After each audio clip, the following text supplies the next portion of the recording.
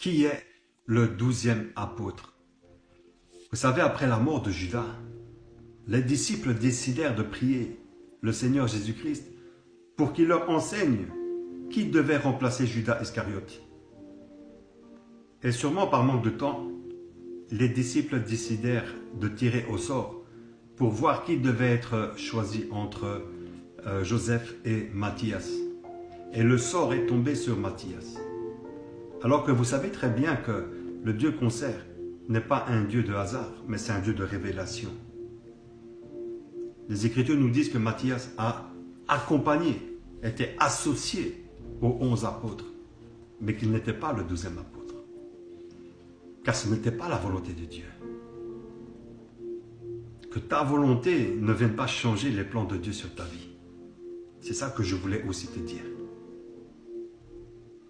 Car dans les plans de Dieu, celui qui devait être le 12e apôtre était encore le persécuteur des chrétiens.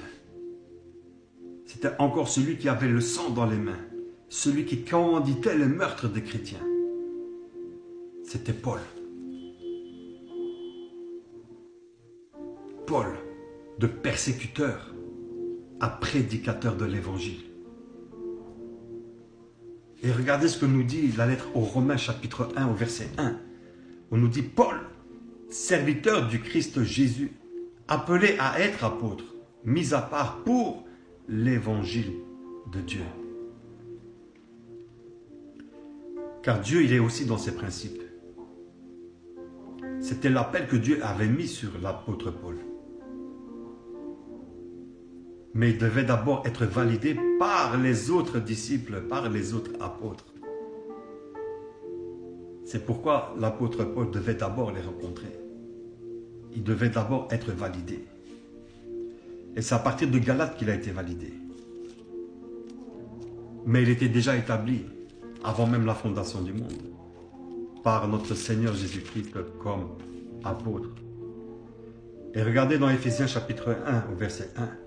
Paul, apôtre du Christ Jésus, par la volonté de Dieu, aux saints et fidèles en Jésus-Christ, qui sont à Éphèse.